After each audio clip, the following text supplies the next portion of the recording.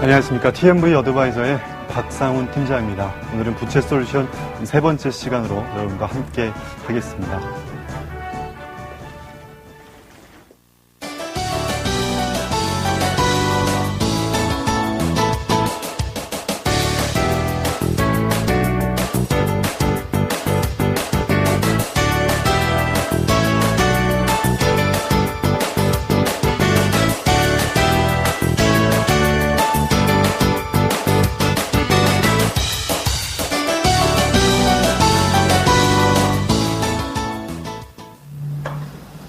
네, 안녕하세요. 요즘에 워낙에 가계대출에 대한 부분들이 우리 가정경제 또 국가경제의 뇌관이 되고 있습니다.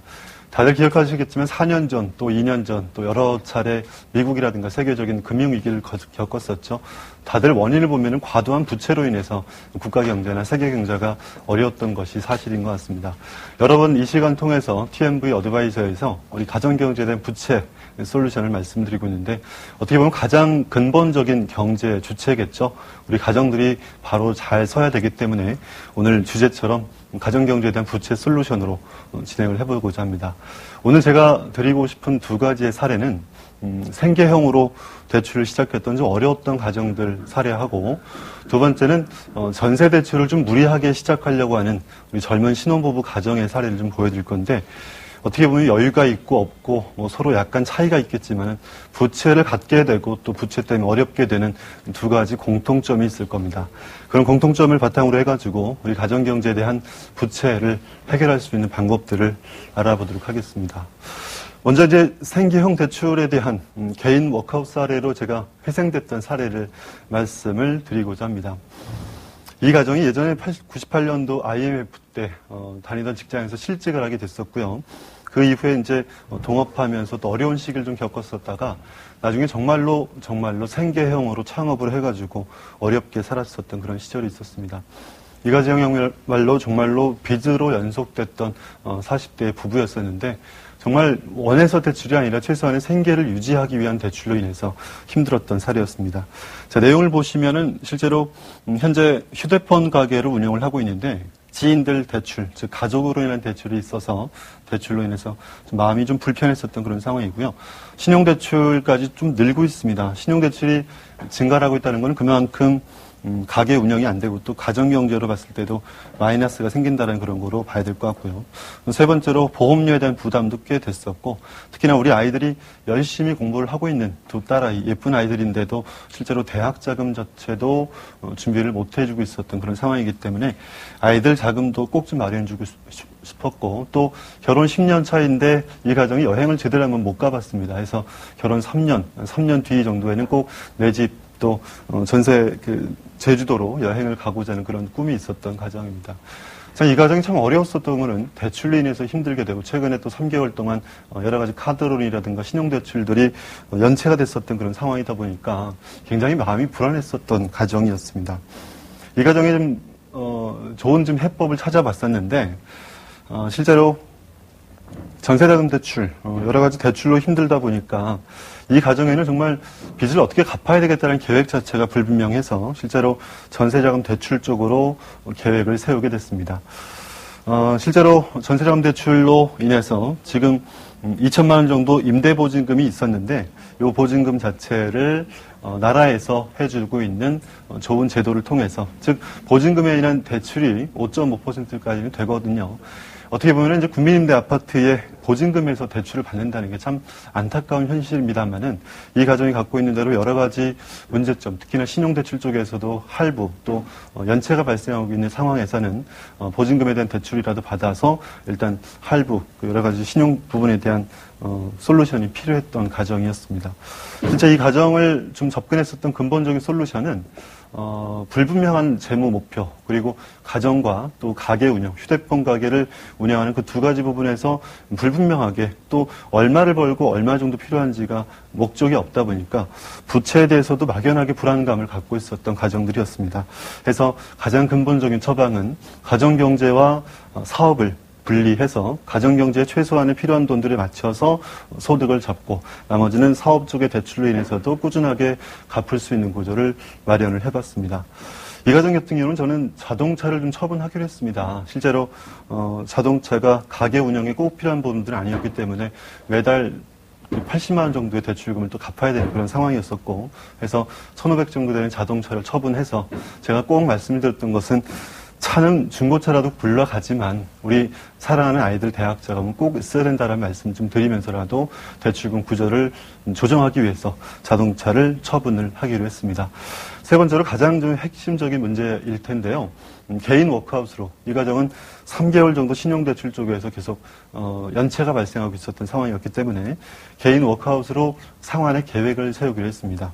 실제 남편은 이제 사업 운영에 최선을 다할 수 있었고 아내분 쪽은 서로 대화를 통해서 가정경제 소득을 사업 운영하는데 최소한의 비용들을 제외하고로 남편 쪽에서 가정에 대한 소득을 잡아주고 아내분도 부족한 교육 자금이라든가 인생에서 꼭 필요한 자금들을 위해서 아내분도 가정경제를 위해서 팔걷고 나섰던 그런 좀 결정을 내려봤습니다. 자, 이런 가정처럼 참 임대아파트 보증금까지 대출받아가지고 옮겨가는 부분이 참 쉽지만은 않습니다만은 모쪼록 계속적으로 신용대출에 대한 부분들이 부담이 될 수밖에 없다라면 대출금 상환 구조를 만들어서 또는 개인 회생 또 개인 워크아웃 제도를 나라의 제도를 활용을 하는 것이겠지만 기본적으로 지인들 대출, 가족이라는 대출 정도는 나라에서 해결할 수 있는 부분들이 아니기 때문에 자동차를 처분하고 다른 보험료를 조정하는 그런 방법들을 통해서 지인 대출, 가족들에 대한 대출까지도 꾸준하게 갚아갈 수 있는 그런 구조를 좀 마련해 봤습니다. 아까 제가 가정경제와 사업수지를 분리하는 부분을 말씀드렸는데요. 이처럼 자영업자들, 특히나 소득이 불규칙한 가정들은 대출금 상환에 대한 막연한 불안감을 좀 갖고 있습니다.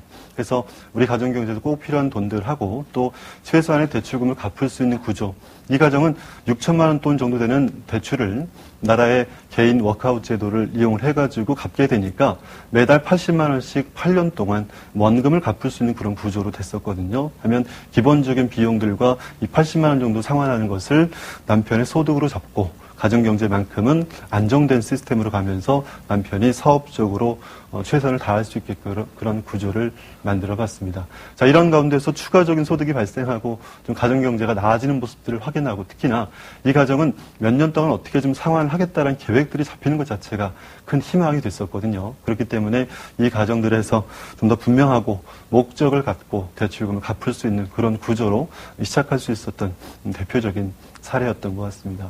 우리 보통의 서민들, 중산층들이 또 생계형으로 대출 때문에 힘들지만 모쪼록 이렇게 계획적이고 또 자영업을 하신 분들도 불안하겠지만 최소한의 원칙을 가지고 안정적인 상환 계획을 가져가는 부분들을 꼭 한번 추천을 드려보겠습니다.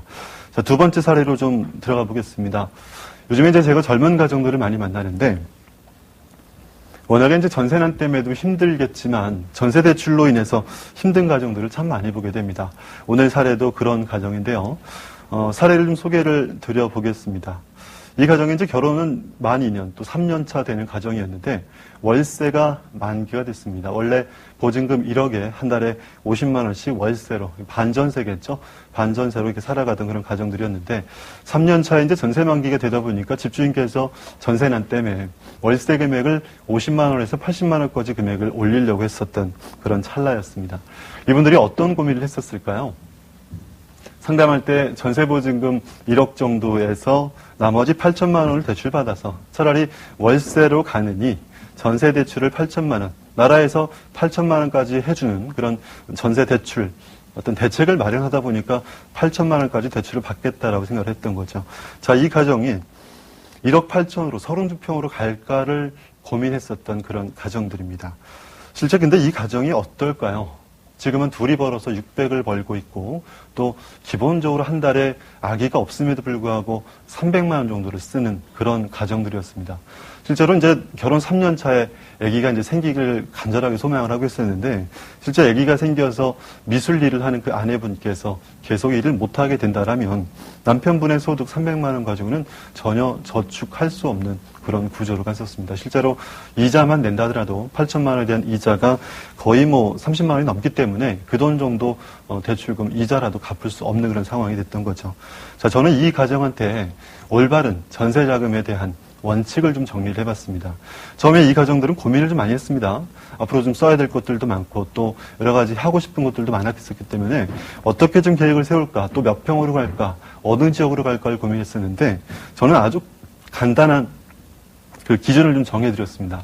간단한 기준은 뭐냐면 우리 전세자금 옮겨갈 때 너무 무리하게 가게 가져가지 말고 총 전세금의 30% 정도 무리하지 않는 정도로만 대출을 받고 그 정도로 남편의 소득으로 20%를 원리금을 넘기지 않는, 그러니까 원금과 이자를 남편의 소득에서 20%를 넘기지 않는, 즉 300만 원의 소득이니까 20%면 60만 원 정도겠죠.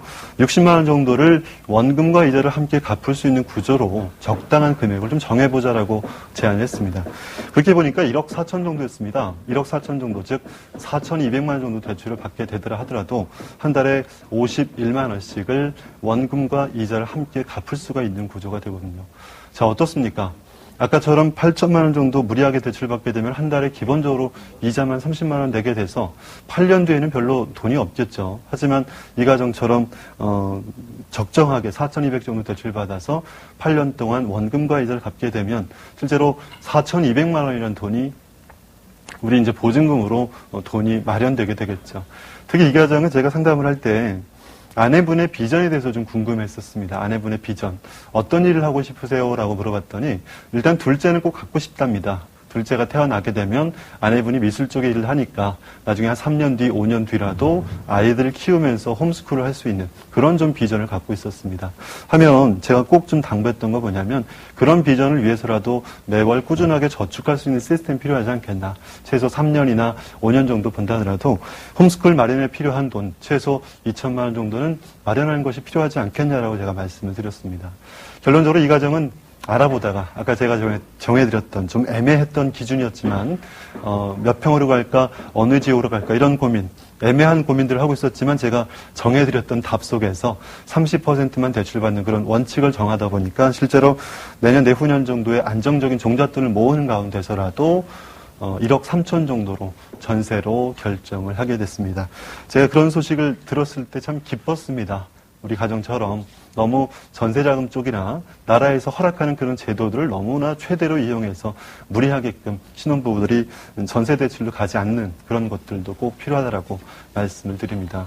무리하게 대출받으면 거침없이 맞벌이를 하게 됩니다. 소망이나 우리 가정의 행복한 그림을 그리는 것들은 불가능하고 실제로 그 대출로 인해서 우리 가정 경제가 압박당할 수밖에 없는 그런 구조라면 안정적으로 적당한 기준을 정해서 전세금으로 가는 것들이 우리 젊은 가정들이 부채의 늪으로 빠지지 않는 아주 중요한 원칙이 되지 않겠냐라고 말씀드리면서 전세 대출에 대한 원칙을 제가 정리해 보자라면 집값의 30% 정도만 대출받고 또 원리금, 즉 원금과 이자가 내가 갚을 돈, 남편의 소득에서 20%를 넘지 않는 그 정도가 저는 바람직하다라고 우리 젊은 가정들에게 꼭 당부의 말씀을 드리고 싶습니다. 자, 이 가정은 정말로 우선순위는요. 아이들한테 넘겨줄 우리가 아이들 한 명 키울 정도의 32평짜리 큰 거실이 있는 아파트가 아니겠죠. 보다 실제로 중요했던 것은 우리 가정의 안정적인 경제적인 안정감을 갖추는 것들이 가장 중요할 것입니다. 오늘 가정들처럼 아내 비전들을 위해서 꾸준하게 안정적인 원칙을 정해서 전세 대출을 활용하는 방법을 제가 추천을 드리겠습니다.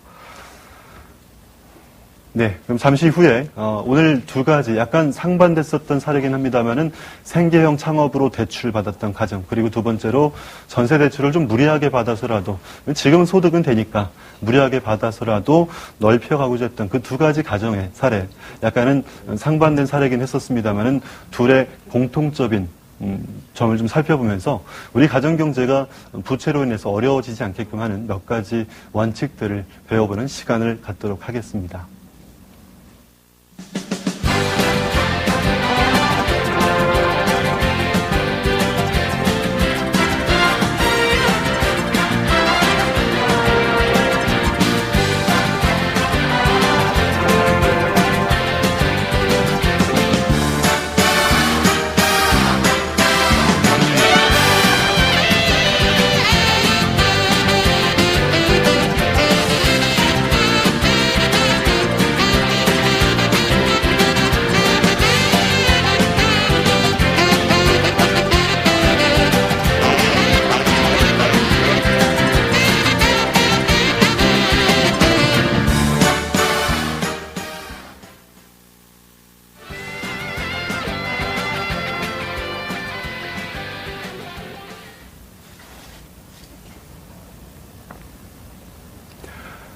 네, 아까 말씀드렸듯이 생계형 창업 대출로 어려웠던 자영업자 가정의 사례를 말씀드렸고, 이 가정은 개인 회생을 통해서 특히 가정경제와 사업을 분리해서 가정경제만큼은 최소한의 필요한 돈들을 잘 모으고 저축할 수 있게끔 규모를 정하고 나머지 대출 쪽은 나라의 개인 회생 제도를 이용해가지고 꾸준하게 목표를 갖고 상환하는 그런 구조를 좀 마련해봤었고요.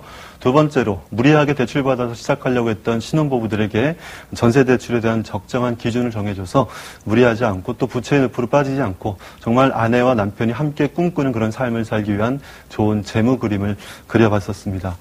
우리가 이제 이렇게 부채 솔루션을 하게 되는 이유가 여러 가지가 있겠습니다. 저희는 세 가지로 의미를 좀 정리를 해볼 수 있을 텐데요. 일단은 가정경제가 가장 경제의 근본이 될 겁니다. 나라 경제, 세계 경제가 어려워도 우리 가정경제만큼 꼭 일어서야 된다라고 생각을 하는데 우리 가정경제는 그만큼 부채 늪에서 빠져나와야 될 것입니다. 저희는 이런 TV를 통해서 프로그램을 통해서 부채에 대한 좀 더 신력성, 그 경각심을 깨닫고 우리 가정경제가 부채의 늪에서 빠져나와서 정말 빚이 아닌 빛을 볼 수 있는 그런 가정들이 됐으면 하는 마음을 꼭 드리겠습니다. 그리고 구체적으로 이제 이 솔루션을 통해서 부채에 대한 대안도 좀 얻게 되실 거고요. 실제로 저는 예방의 기능도 좀 중요하다고 생각을 했습니다. 아까 말씀드렸던 대로 우리 젊은 가정들이 무리하게 전세자금 대출을 받아서 시작하게 되면 애기들 낳고 한 명 낳고 두 명 낳고 살면서라도 굉장히 힘들 수밖에 없다라면 그런 구조를 만들지 않는 즉 빚으로부터 탈출하고 예방할 수 있는 그런 구조를 만드는 선행적인 미리 준비하는 원칙들도 중요하지 않겠냐라고 말씀을 드릴 수가 있겠습니다. 오늘 그 두 가지 사례는 약간 좀 상반됐던 사례였습니다. 그렇죠? 근데 그 두 가지 사례에서 공통점을 본다라면 일단 이 가정들은 서로가 재무적인 목표라든가 계획에 대해서 얘기를 나누는 그런 부분들이 좀 약했습니다.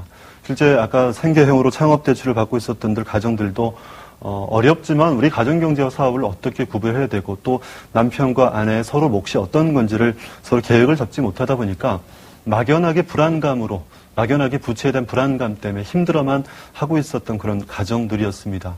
자, 두 번째로 전세대출을 무리하게 받아서 가려고 했던 가정들도 마찬가지로 아내의 비전이나 또 아내가 어떤 꿈을 갖고 있는지 그런 부분들, 특히 아이들이 첫째 태어나고 둘째 태어났을 때 우리가 어떤 삶을 살 것인지에 대해서 서로 얘기하지 못했었던 사례가 되겠죠. 그 두 가지 공통점은 재무적인 계획에 대해서 부부가 함께 공유하고 있지 못하다라는 원칙을 볼 수가 있겠습니다. 제가 실제 재무 계획에 대해서 부부가 서로 좀 얘기를 나누고 있는가를 조사를 해봤는데 실제로 많은 가정들이 재무적인 계획이라든가 돈을 쓰는 기준에 대해서 이야기를 나누고 있는 가정들이 많지가 않았습니다. 제가 서울시 희망플러스, 즉 저소득 가정들을 대상으로 조사를 해봤는데요.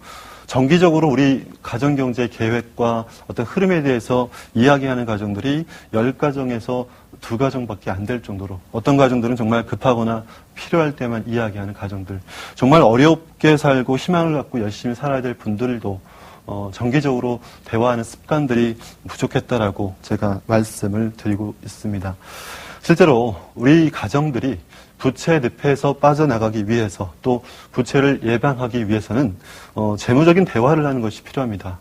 오늘 가정처럼 아내의 꿈이 뭐고 어떤 비전을 갖고 있는지 서로 좀 이야기를 나누고 또 남편과 아내가 우리 가정 경제를 위해서 할 수 있는 일이 어떤 것인지를 좀 구체적으로 이야기를 나누는 그런 재무 대화라는 것이 저는 가장 중요하다. 그래서 막연하게 절약하고 막연하게 대출금을 갚으려고 아등바등 너무 급하게 조급한 마음 갖지 말고 막연한 기대감을 내려놓고 서로에 대한 가능성, 우리 안에 있는 그런 가능성들을 충분한 대화를 통해서 찾아보자라는 말씀이 되겠죠. 그 가능성은 여러 가지가 있겠죠. 서로 남편과 아내가 잘할 수 있는 달란트, 재능들이 있겠죠. 두 번째로 사회적인 여러 가지 제도가 있을 겁니다. 그런 부분들을 충분하게 재무적으로 대화하고 우리가 앞으로 살면서 어떤 것이 더 중요한지를 분명하게 우선순위를 잘 결정한다라면 충분하게 좋은 제도들을 활용하는 가운데서 빚에 대한 막연한 불안감을 저는 덜 수 있으리라 생각이 들고 그런 면에서 저는 재테크나 또는 막연한 재무 설계 또 투자 위주의 재테크보다도 가장 중요한 것이 우리 삶에서 중요한 것이 뭐고 그 삶의 목표를 위해서 어떻게 달려나가고 그런 가운데서 우리가 각자 갖고 있는 달란트를 잘 쓰는 가운데서 목표를 잡는 것, 그런 희망을 갖는 것들이 재무 대화를 통해서 가능하다라는 말씀을 드리고 그래서 저는 오늘 부채 솔루션의 첫 번째 해결 방법으로 부부간의 재무 대화가 꼭 필요하다는 부분을 말씀을 드리고 있습니다. 자, 두 번째로 한번 가보겠습니다. 우리가 부채 때문에 힘들어하지만요, 실제로 벌면서 쓰면서 또 쓸 건 쓰고 귀하게 쓸 건 나누고 하면서라도 매월 버는 돈 가지고 갚을 수 있는 그런 구조를 만드는 것이 필요한데, 우리 아까 생계형 대출을 갖고 있는 그런 가정들이라든가 또 전세자금을 무리하게 대출받아서 시작하려고 했던 신혼 가정들처럼 매월 저축할 수 있는 시스템이 자체가 굉장히 불투명한 가정들이 많습니다. 저는 우리가 열심히 수고하는 가운데서 돈을 번다라면 벌고 쓰면서라도 매월 돈을 갚을 수 있는 구조를 만드는 것이 가장 중요하다라고 말씀드리면서, 첫 번째로 가장 중요한 것은 여유자금으로 우리가 저수지 통장을 좀 만들어 놓고 가져가야 된다라고 말씀을 드리겠습니다. 그래서 대출금이 있다 하더라도 저는 최소한의 100만 원 정도, 200만 원 정도의 저수지 통장을 만들어 놓고 항상 소득이 발생하고 나갈 때 나가고 급할 때 돈을 쓴다 하더라도 매월 꾸준하게 버는 소득을 가지고 쓸 거 쓰면서라도 저축할 수 있는 구조를 만드는 것이겠죠. 이런 것이 저는 우리 가정들에게, 보통의 서민들 가정이나 또는 소득이 많은 그런 자영업자 가정들이라든가 또는 정말 돈을 버는 그런 큰 자산가들이 아니고서도 다들 이런 부분들이 꼭 필요하다라고 말씀을 드립니다. 자, 제가 벌고 쓰면서, 쓸 건 쓰면서라도 갚을 수 있는 그런 지출 구조를 만드는 것이 중요하고, 또 대출, 빚이라는 것들을 우리가 예방하기 위해서 이런 구조를 만드는 것이 필요한데, 어떻게 할지를 제가 한번 설명을 드려보겠습니다. 저는 이 시스템을 급여로 한 달 사는, 즉 월급으로 한 달 사는 시스템을 마련하자라는 캠페인을 하고 있는데요. 자, 소득을 우리가 좀 정확하게 알아야 됩니다. 그 소득에서 우리가 돈을 어떻게 관리하고 어떻게 쓸 건지를 함께 정하는 것이 꼭 중요하다고 말씀을 드릴 텐데, 소득에서는 너무 어렵게 생각하지 마시고요. 1년의 총 소득을 나누기 해서 내 소득을 잡는 것이 중요합니다. 어떤 달은 200만 원, 어떤 달은 250만 원, 우리 근로자들 같은 경우는 그렇게 약간 변동되는 경우가 있겠죠. 그런 금액들을 1년 총액을 나눠서 한 달의 소득으로 잡고, 그 소득의 만큼은 일정하게 지출 관리를 할 수 있게끔 하면서라도 매월 저축과 투자 또는 대출 원금을 갚을 수 있는 구조를 만드셔야 될 것입니다.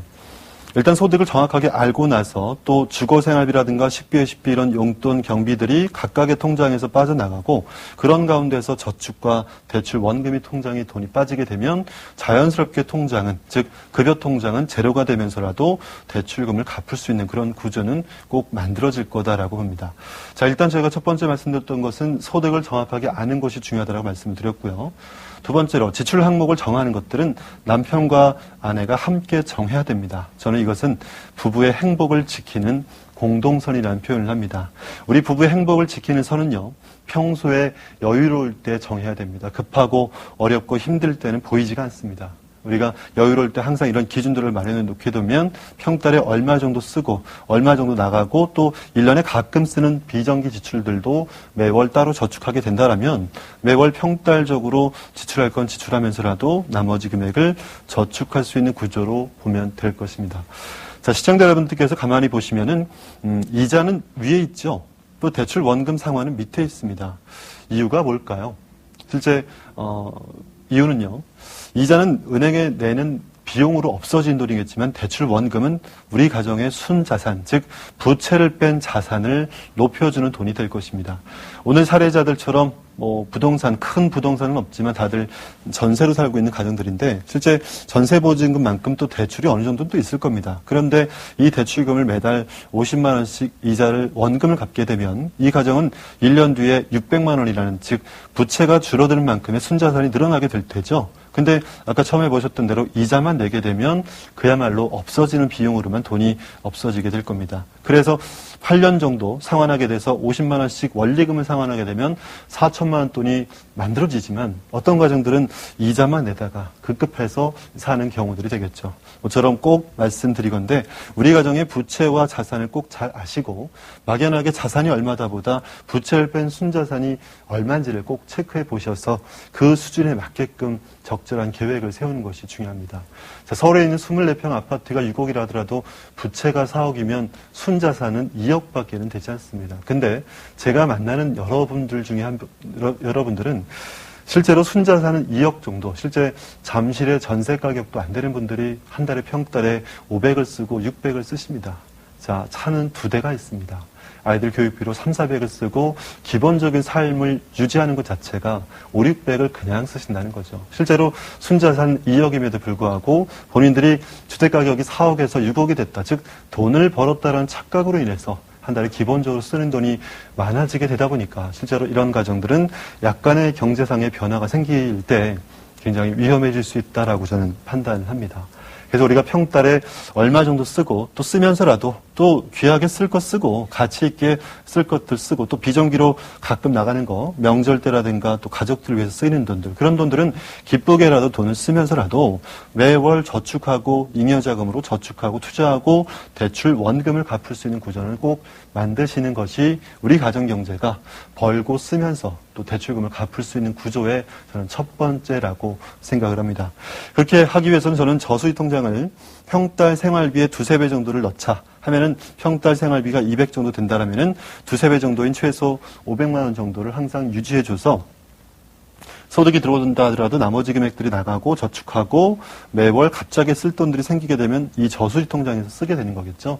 그래서 제가 꼭 당부드리건데 마이너스 대출 통장이 있건 담보대출이 있건 우리가 대출 때문에 힘들어만 하지 말고 평달에 2~3배 정도 되는 저수지 통장을 꼭 만들어서 이 통장에 돈을 채워놓고 뭔가 좀 대출금을 갚아나가거나 뭔가의 저축을 시작하는 무턱대고 노후자금을 급하게 시작하지 마시고 또는 정리식 펀드만 부채를 갚겠다라고 조급한 마음에 투자하려고 하지 마시고 평달에 2~3배 정도인 저수지 돈을 꾸준하게 만들어 놓고 계획하셔서 버는 돈만큼을 나머지를 대출금을 갚을 수 있는 그런 구조로 가서 우리 가정경제의 순자산이 꾸준하게 좋아지는 모습들을 기대해 보겠습니다.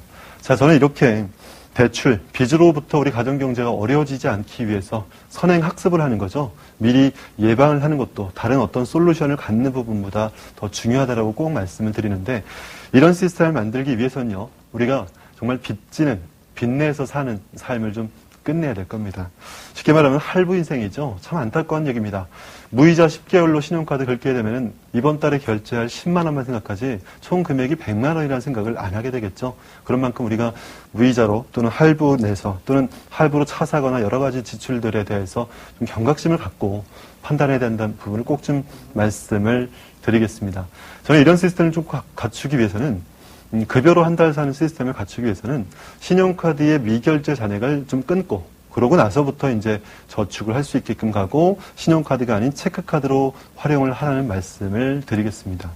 신용카드를 끊고 할부 인생을 좀 끝내자. 이런 말씀을 드리면은 많은 분들께서 신용카드의 어떤 효용성을 말씀을 하십니다. 신용카드의 그 포인트 또 할인 혜택 이런 부분들을 생각하면은 이자를 내고 있는 것보다는 차라리 나중에 갚으니까 그 카드를 활용하는 것이 어떻냐라는 말씀을 하시는데 신용카드를 쓰는 가장 근본적인 문제점은요. 우리가 지름신을 갖고 가끔 그런 표현을 하죠. 자, 우리가 생각지도 못했던 돈을 갑자기 크게 질러버린 이런 부분들이 문제가 될 수 있겠지만 가장 근본적인 문제점은 우리가 평달에 쓰는 돈에 대해서도 예산이 없이 돈을 쓰게 된다는 것 자체가 저는 신용카드의 가장 핵심적인 문제고 제가 만나는 많은 가정들이 부채 때문에 힘들어할 때 신용카드로부터 대출이 시작됩니다. 신용카드로부터 돈이 없다 보니까 카드론이 되고 카드론이 또 여러 가지 제3금융권까지 대출 가서 연간 20% 30%까지가 넘는 그런 대출로 인해서 허덕이는 가정들이 실제로 많더라고요. 그러면 저는 꼭 좀 당부드리는데요. 신용카드를 쓰더라도 똑똑하게 쓰셨으면 좋겠습니다. 제가 신용카드를 똑똑하게 쓰는 방법을 좀 말씀드리면 저도 마찬가지로 신용카드를 쓰고 있습니다. 한데 필요할 때만 꺼냈습니다. 신용카드를 제대로 쓰는 방법은요. 신용카드를 급여통장에 이체시켜서 평달 지출로 쓰는 것을 절대로 저는 말리고 싶습니다.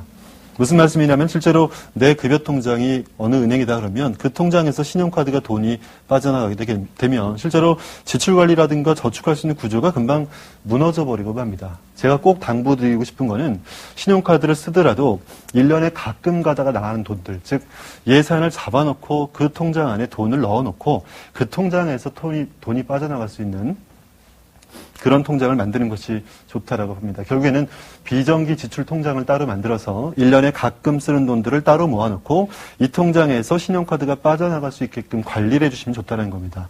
자, 비정기 지출이 뭘까요? 실제 2월 달에 우리 보통 설이 있겠죠? 5월 달 되면 어버이날이 있고 가족의 달이 있고 또 아이들 여러 가지 또 돈이 나갈 때가 될 겁니다. 가족의 달이겠죠? 특히 8월 달 되면 이제 휴가를 가게 되는 경우가 있고 10월 달 되면 또 추석이 돌아옵니다. 12월 달 되면 연말 행사라든가 또 모임들이 많기 때문에 돈 나갈 것들이 많습니다. 보통 제가 가정경제를 상담을 해보니까요. 1년에 이렇게 가끔 나가는 돈들, 즉 비정기 지출이 1년에 적어도 300, 많으면 800에서 2천만 원까지 되는 가정을 제가 만나봤습니다. 그런 만큼 우리가 평달에 쓰는 돈 말고라도 가끔 쓰는 돈들이 얼마인지를 계산해서 매월 저축하는 부분들이 필요하겠죠. 자동차만 갖고 있어도 벌써 200은 됩니다. 그렇죠? 이런 비정기 지출을 1년에 총 500만 원 정도 쓴다 감안하면 나누기 12하면 한 달에 대략 한 40만 원 정도씩을 쓰게 되는 모양이겠죠. 자, 그렇게 되면 한 달에 40만 원씩을 매월 비정기 지출을 모아놓은 통장, 즉 CMA 통장에다 돈을 넣어놓고 그 통장에서 신용카드가 결제될 수 있게끔 한다라면 저는 우리 가정경제가 빚으로부터 또 할부 인생을 좀 끝낼 수 있는 좋은 방법이 되지 않을까라고 생각합니다. 신용카드 제가 말씀드릴 때 그 부분은 꼭 말씀드릴게요. 아무리 10번, 100번을 신용관리를 잘해도 한 번 실수하면 신용카드로 인해서 우리가 신용등급이 하락할 수 있습니다. 우리나라 신용점수 매기는 방식은 네거티브 방식입니다. 즉 부정적인 것, 잘 되는 것 여러 개 수리는 것보다 부정적이고 안 됐던 것들을 좀 중점적으로 신용관리에 체크를 하고 있거든요. 그렇게 본다면 우리가 부채 솔루션을 가져갈 때 신용관리가 가장 또 근본적인 부분이다 한다라면은 신용카드로 인해서 자꾸 돈을 돌려 쓰는 그런 구조를 만들지 말고 또 급여 통장에서 신용카드에 결제할 돈이 그야말로 튀어나오는 정말 얼마가 결제될지 모르는 상태에서 갑자기 이게 부담돼 버리는 그런 신용카드 구조 말고 1년에 가끔 쓰는 돈들을 매월 저축해서 그 통장에서 신용카드가 나갈 수 있고 또 여름 휴가 때라든가 명절 때라든가 연말이라든가 어차피 예산을 잡은 것만 신용카드로 쓰는 거기 때문에 부담 없이 쓰더라도 마음이 기쁘게 쓸 수 있을 겁니다. 저는 이런 시스템을 꼭 만들어서 부채 솔루션의 가장 근본적인 예방하는 부분에서 여러분들이 급여로 한 달 살고 또 쓰면서라도 기쁘게 쓰면서라도 저축할 수 있는 구조를 만들고 대출금을 꾸준하게 갚을 수 있는 구조를 만드는 것이 그 어떤 대출 솔루션과 어떤 나라의 제도보다 또는 저금리 여러 가지 대출로 환승하는 것보다도 우리 가정경제에 꼭 필요한 부분들이 아닐까라고 말씀을 드리겠습니다. 자, 두 번째로 벌고 쓰면서 갚을 수 있는 구조를 만들자를 제가 꼭 말씀을 드렸고요. 자, 세 번째, 저는 기회비용을 좀 강조를 드리겠습니다. 기회비용이 뭘까요? 기회비용은 실제 눈에 보이지 않는 돈입니다. 눈에 보이지 않는 비용이 뭐죠? 내가 이자를 내는 만큼 저축을 못하는 거가 되겠죠. 실제로 자동차 할부를 3천만 원 정도 내게 되면은 한 달에 이제 기본적으로 나간 돈들이 많게 됩니다. 제가 기회비용을 먼저 좀 쉽게 설명을 드리겠습니다. 대학생은 아르바이트를 하는 친구가 있습니다. 이 친구가 기본적으로 1시간에 6,000원 정도씩의 아르바이트 비용을 받는데 3시간 정도를 놓치고 선배가 맛있는 밥을 사준다 해서 3시간 동안 비워서 그 시간을 안 나가고 선배한테 맛있는 밥을 얻어먹습니다. 자, 이 후배가 돈이 들어갈까요? 점심값이 들든가요? 들진 않겠죠. 하지만 뭘 놓칠까요? 내가 1시간에 6,000원씩 3시간에 18,000원을 벌 수 있는 기회를 놓치게 되겠죠. 자, 기회비용은 바로 이런 겁니다. 눈에 보이지 않는 지출이 되는 거죠. 저는 기회비용은 3가지가 있다고 생각합니다. 첫 번째, 금융적인 기회비용. 두 번째, 제도적인 기회비용. 세 번째, 시간적인 기회비용입니다. 첫 번째, 금융적인 기회비용이 뭘까요? 자, 내가 1억 정도를 대출받아서 아파트를 삽니다. 아파트를 샀는데 1억에 한 대출금리가 6% 정도 감안하고 변동금리가 6%는 되겠죠. 6%면 한 달에 50만 원 정도의 이자를 냅니다. 자, 50만 원 정도 이자만 낸다라면 5년 동안 10년 동안 계속 이자는 없어진 돈이 되겠죠. 그런데 50만 원이라는 대출을 무리하게 내지 않고 이자를 내지 않는다면 어떤 가정은 50만 원을 꾸준하게 저축하고 또는 투자할 수 있겠죠. 자, 바로 기회비용은 이런 겁니다. 실제로 내가 내는 돈이 아니라 그 내는 돈을 통해서 내가 저축과 투자를 하지 못하는 그런 것이 바로 이 기회비용이다 한다라면 기회비용도 참 만만치 않습니다. 자, 두 번째로 제도적인 기회비용이 있습니다. 쉽게 말씀드리면 내가 만약에 5년 동안 무주택으로 계속 살아왔는데 부모님이 잠깐 내 앞으로 빌라를 사거나 부동산 투자를 했을 때 1년 정도 잠깐만 샀다 팔았다 하더라도 나는 어떤 기회를 놓치죠? 5년 동안 10년 동안 유지해왔던 무주택에 대한 자격을 놓치게 되기 때문에 특히나 신혼부부들의 무주택 자격이 꾸준하게 유지가 돼서 청약저축이 있다라면 무이자로 해서 저렴한 금리로 해가지고 전세대출을 해주거나 또는 나라에서 국민임대주택 같은 거를 활용할 수 있게끔 그런 우선 공급으로 임대 아파트를 들어갈 수 있는 분명한 좋은 제도가 있거든요. 근데 그런 걸 놓친 상태에서 막연하게 잠깐 내 명의로 소유를 하게 된다라면 그런 좋은 제도라든가 임대주택, 즉 무주택에 대한 자격 요건을 박탈당하는 그런 기회를 놓치게 됩니다. 저는 그래서 기회비용의 두 번째로 제도적인 기회비용을 말씀드렸고요. 자, 세 번째로 시간적인 기회비용이 뭐죠? 내가 마땅히 해야 될 시간에, 내가 마땅히 이런 것들을 해야 되고 에너지를 비축해야 될 시간에 자꾸 다른 것들로 인해서 시간과 에너지를 뺏기게 되는 것들이 저는 바로 기회비용이다라는 겁니다. 자, 기회비용. 눈에 보이지 않는 비용들, 저는 요 세 가지를 꼭 좀 기억하셨으면 좋겠고요. 그런 결정들을 가만히 보고 이 기회비용이라는 개념들을 분명하게 알고 있다면 우리가 재무적인 결정을 할 때도 실수를 하지 않을 겁니다. 자, 제가 우리 젊은 가정들을 만나고 중산층, 보통의 서민들, 중산층 가정들을 만날 때 가장 강조하는 게 기회비용입니다. 저축이나 지출 관리도 중요합니다. 절약하는 것도 중요한데 애매하게 아둥바둥 절약하지만 다른 곳에서 돈이 나가는 경우라든가 기회비용을 놓치는 경우들도 참 많고요. 보통의 서민들 중산층들이 30만 원, 50만 원 투자해가지고 대박을 노릴 수는 없습니다. 그리고 30만 원, 50만 원, 100만 원씩 장기로 보낼 수 있는 사람도 실제로 만나보면 그렇게 많지는 않습니다. 가장 중요한 것은 이 기회비용입니다. 이 기회비용을 놓치는 대표적인 케이스는 저는 세 가지라고 보는데요. 무리하게 내 집을 사거나 무리하게 자동차 할부를 사거나 세 번째로 대출 자체, 전세자금 대출 자체도 무리하게 급하게 가는 경우들이 문제가 된다라고 저는 꼭 말씀을 드리겠습니다. 자, 자동차 할부. 옛날에 15년 전, 20년 전 우리 선배님들은, 우리 아버님 세대들은 10년, 20년 전에 차 사는 거 쉽게 생각을 못 했었지만 요즘에 젊은 직장인들은 웬만하게 한 3천이나 4천 정도 연봉이 된다라면 웬만한 준중형차급 이상의 자동차를 할부로 사는 것을 굉장히 쉽게 생각합니다. 자, 근데 어떻습니까? A라는 친구는요, 차를 할부 주고 사게 되면 매월 45만 원씩 돈을 내게 될 텐데 또 25만 원씩 또 기름값이 나가겠죠. 또 15만 원, 25만 원은 뭐냐면 1년에 180만 원을 쓰게 됩니다. 자동차 보험료, 세금, 수리비까지 감안하면 1년에 180만 원인데 한 달에 기본적으로 15만 원이라는 돈을 쓰겠죠. A라는 친구는 기본적으로 한 달에 매월 85만 원이라는 돈을 길 위에 버리고 말겠죠. 자, B라는 친구는 어떻을까요? B라는 친구는요, 그 85만 원을 가지고 적립식으로 5년을 바라보고 투자를 합니다.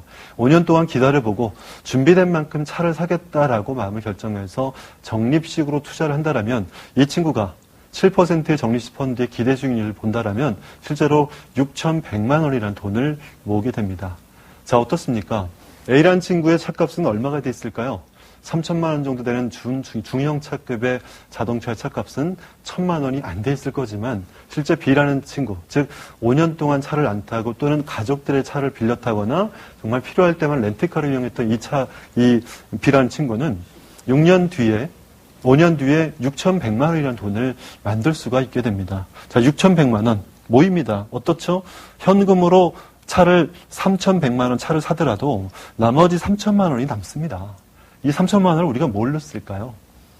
그렇게 보통들 얘기하고 전세난 때문에 다들 힘들어하지만 전세금으로 우리는 보탤 수가 있게 되겠고요. 실제로 어려우신 우리 부모님들, 건강하거나 또 연로하셔서 어떤 질병으로 힘들어하신 우리 부모님들 위해서 500만 원, 1000만 원 또 기꺼이 쓸 수 있을 겁니다. 그리고 보통 노후자금 해가지고 겁주고 있는, 또 어떻게 보면 공포 마케팅이 좀 많지만 노후자금 15억 정도 마련해야 된다고 얘기하지만 어떻게 보면요, 이 3천만 원이라는 돈을 노후자금으로 그대로 가져갔을 경우 7% 정도 수익을 감안하면 노후자금 15억에 3분의 1이 해결될 돈 4억 6천이라는 돈이 모여집니다. 그만큼 이 기회비용은 큽니다.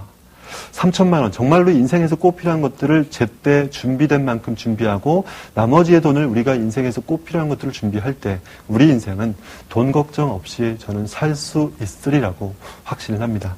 중요한 건 그겁니다. 내 삶의 우선순위에 집중하는 것, 그런 것이 기회비용이다라고 보고요. 실제 전세자금 대출로 인해서도 기회비용이 많이 발생하죠.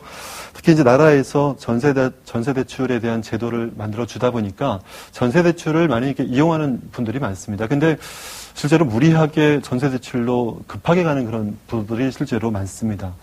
자, 8천만 원까지 해준다라고 하니까 5천만 원을 대출을 받게 되겠죠. 8년 동안 이자만 850만 원이 나가게 됩니다. 실제 이 850만 원 이자는 없어지지만 무리하게 대출을 받지 않고 적당하게만 가게 돼서 나머지 이자를 잘 투자했을 경우에 기본적으로 이자만 1200 정도 투자됐을 때 1200 정도의 돈이 만들어질 수가 있습니다. 저는 우리 보통의 서민들, 중산층들이 부채로 인한 솔루션, 여러 가지 해법들도 중요한데 이런 기회비용들을 잘 알고 놓치지 않고 우리 삶에 꼭 필요한 것들에 좀 집중했으면 좋겠습니다. 정말 안타까운 분들이 많습니다. 다음 달에 결혼하는데 일단 전세대출을 1억 5천짜리를 계약을 하고 왔습니다. 이분들이 보니까 5천만 원, 남녀가 합친 돈에다가 부모님이 보태주신 2천만 원, 즉 7천만 원밖에 없는데 나머지 8천만 원, 즉 나라에서 해준다라고 하는 8천만 원을 다 대출받아서 일단 다음 달에 결혼할 1억 5천짜리 전세를 이미 계약하고 오는 분들이 참 많습니다. 이런 분들은요, 솔직히 3년 안에 5년 안에 맞벌이 해야 됩니다. 거침없이 맞벌이를 해야 됩니다. 아내의 비전도 꿈도 없고 막연하게 둘째도 생각 못하고 막연하게 대출금 때문에 허덕일 수밖에 없는 그런 구조를 우리가 좀 만들지는 않았으면 좋겠습니다. 기회비용을 조심하십시오. 첫 번째, 무리한 대출, 무리하게 집 사거나 무리하게 전세 대출로 가져가서 힘들게 되지 말고, 세 번째, 할부로 차 사지 말고 우리가 모아서 합리적으로 사는 것들이 기회비용을 잃지 않는 방법이다라고 저는 꼭 한번 당부의 말씀을 드리겠습니다. 그래서 오늘 제가 지출관리 시스템도 말씀을 드렸고 대출, 부채 솔루션도 중요하고 금리를 낮춰서 좋은 금리로 갈아타고 환승하고 또 나라의 제도를 이용해가지고 부채 솔루션에서 벗어나는 부분도 중요하지만 우리 가정경제가 부채로 인해서 힘들지 않을 수 있는 그런 선순환 시스템으로 갈 수 있어야지만 정말 빛으로 우리 가정경제가 행복하게 잘 살 수 있으리라고 꼭 당부를 드리겠습니다.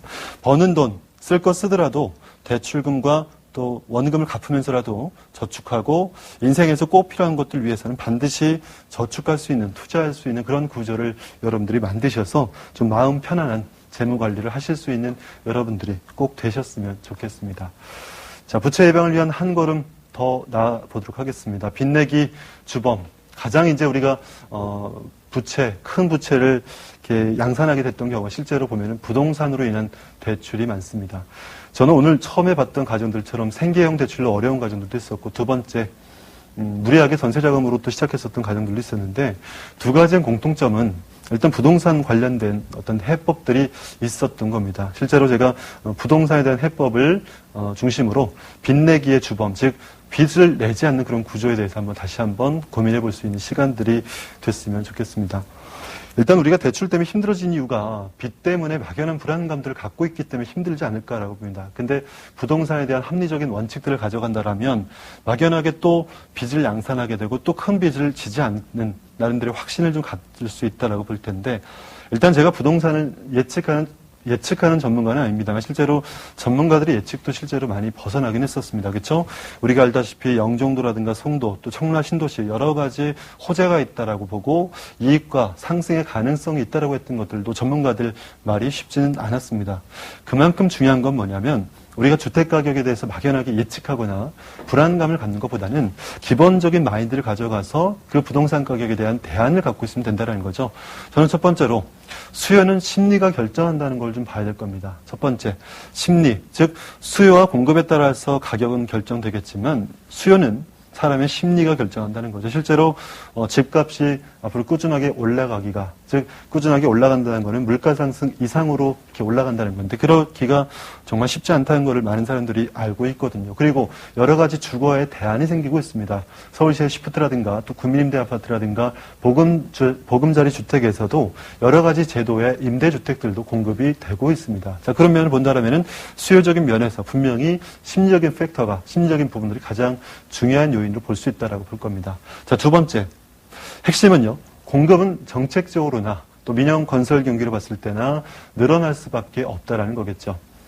노무현 대통령 때나 이명박 대통령 때나 주택정책, 즉 세제정책에서는 종부세를 둘러싸고 큰 변화가 있었지만 변하지 않았던 기조는 뭐냐면 근본적으로 주택 공급을 늘렸다는 겁니다. 수요가 있는 곳에 주택을 늘리겠다라고 하는 것이 나라의 제도로서는 꾸준하게 유지가 됐다는 거죠. 자, 그렇게 보고 서울시에서도 특별히 시프트, 즉 장기 전세 주택을 확대하고 이런 추세에서는 부동산의 공급은 늘어날 수 있다라고 본다는 겁니다. 자, 기본적으로 수요와 공급적인 측면에서 봤었지만은 수요와 공급이 만나는 점에서 가격이 형성될 건데 공급은 늘어나는 반면에 수요적인 면을 봤을 때는 줄 수 있고 가장 또 중요한 것은 집을 살 수 있는 구매력을 갖고 있는 인구가 줄고 있다는 것들을 본다라면 주택 가격이 막연하게 올라가서 옛날처럼 우리가 무리하게 빚내서 집 사면 돈을 버는 그런 세상은 아니다라는 것들을 우리가 알고 합리적인 계획을 갖고 좀 가셨으면 좋겠습니다. 그래서 우리가 큰 빚을 지게 되는 가장 대표적인 부동산에 대한 부분들을 잠깐 살펴봤던 것 같고요. 자, 그렇다면 나름대로 대안이 필요할 것입니다. 젊은 세대들에게 우리가 내 집 마련에 대한 원칙을 좀 정리를 해드린다면 집은 사는 곳이겠죠. 우리가 사가지고 큰 돈 남기는 그런 사는 것이 아닐 겁니다. 그리고 꼭 당부드리건데 이자만큼을 저축하지 못하는 기회비용을 보셔야 됩니다. 그리고 대출은 원칙이 있게끔 대출을 받아야 될 텐데 그 대출 원칙은요. 3030 원칙입니다. 즉 집값의 30% 정도만 대출받을 수 있을 때 그리고 그렇게 해서 15년 정도 원리금 상환 계획을 가져서 원금과 이자를 함께 갚아나가게 되면 내 소득의 30% 정도를 넘지 않는다라고 보고 3030의 원칙을 좀 지키셨으면 좋겠습니다. 해서 우리가 무리하게 대출받지는 않았으면 좋겠고요. 자, 그러면 제가 부동산에 대한 앞으로의 흐름들을 잠깐 말씀드린 가운데서 부동산으로 인해서 무리하게 급하게 집을 사지 말라는 말씀을 좀 드렸습니다. 그러면 좀 안타까운 건 뭐냐면 전세로 살면서라도 저축을 못하는 거겠죠. 반대로 우리가 수요와 공급적으로 봤을 때 집을 급하게 살 이유가 없다라면 물가 상승 이상으로 잘 저축하고 원하는 시기에 집을 마련하는 전략은 꼭 필요할 것입니다. 자, 그런 전략이 꼭 필요할 거다라면은 전세로 살더라도 저축을 할 수 있어야 되겠죠. 저는 꼭 당부드리겠습니다. 정부에서 대책을 여러 가지 내놨습니다. 실제로 전세 대출을 늘리는 정책이 가장 컸습니다. 어떻게 보면 서민들의 주거비가 경감되지 않고요. 서민들이 오히려 힘들어지게 됩니다. 저는 서민들, 중산층들이 전세자금 대출로 너무 힘들게 가지는 않았으면 좋겠습니다. 그래서 우리가 빚으로부터 살아남았으면 좋겠고요. 무리하게 대출받지 않는 원칙은 전세금 1억에 3천만 원 정도만 대출받아서 내 소득에서 20%를 넘기지 않는 정도가 저는 바람직하다고 꼭 당부를 드리겠습니다. 전세 대출도 원칙을 갖고 가야 됩니다. 그래야지만 우리가 원하는 시기에 내 집 하나 마련하고 또는 전세로 살면서라도 흔히 재테크 전문가들이 이야기하는 전세 만능족이라는 소리를 우리가 듣지 않습니다. 우리 젊은 분들, 특히 서민들, 중산층들, 집에 대한 막연한 불안감 때문에 대출 구조를 만들지 말고 벌어서 쓸 건 쓰더라도 저축할 수 있는 그런 구조를 만들고 그러면서도 우리가 원하는 시기에 내 집을 마련할 수 있는 그런 원칙들로 꾸준하게 안정적인 대출금을 갚아나갈 수 있는 구조를 꼭 만드시는 여러분들이 되셨으면 좋겠습니다. 빚 권하는 사회에서 살아남읍시다.